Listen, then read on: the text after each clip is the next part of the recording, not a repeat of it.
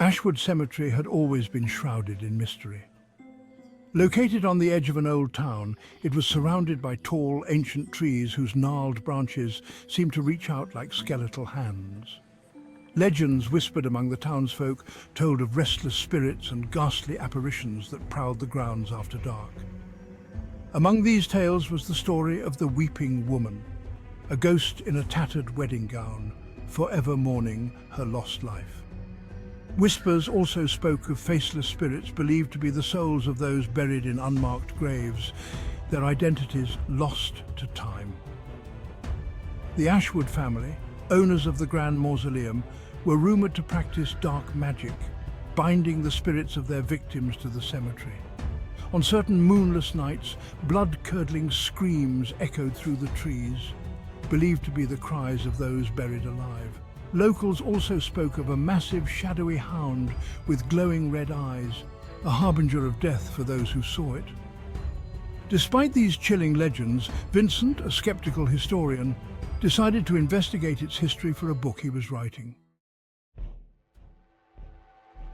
Vincent arrived at the cemetery just as the sun dipped below the horizon, casting long, eerie shadows across the tombstones. He carried a lantern and a well-worn journal, determined to document any findings. The cool autumn air smelled of damp earth and decaying leaves, adding to the foreboding atmosphere. As he ventured deeper into the cemetery, he noticed an unsettling silence. The usual nighttime sounds, crickets chirping, owls hooting, are conspicuously absent. My footsteps seemed deafening against the stillness.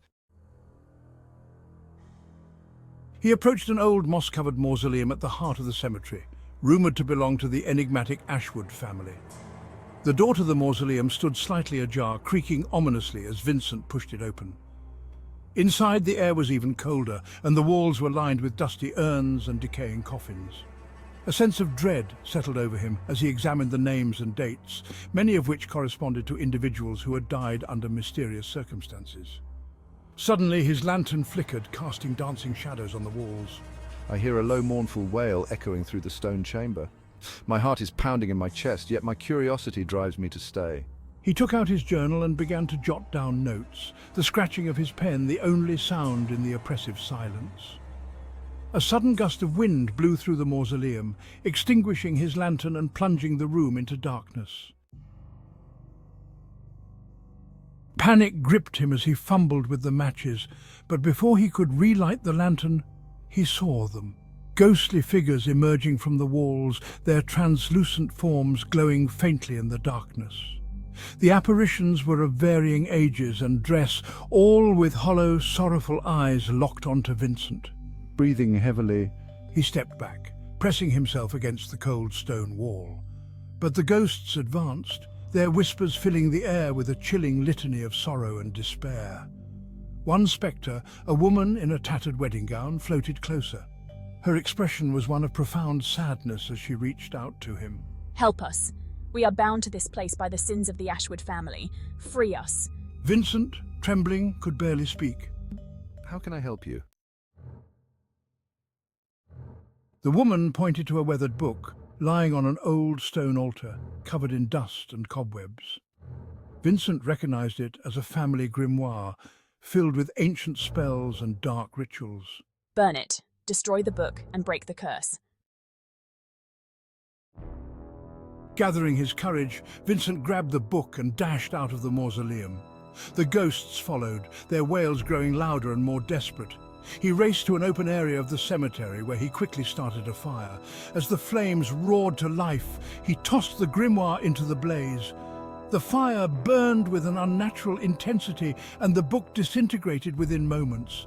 The ghosts gathered around the fire, their forms flickering like candle flames. One by one, they began to fade, their expressions of anguish transforming into expressions of relief and gratitude. The woman in the wedding gown lingered a moment longer. Thank you, she whispered, her voice carrying a warmth that belied her ghostly appearance. Then she too vanished into the night.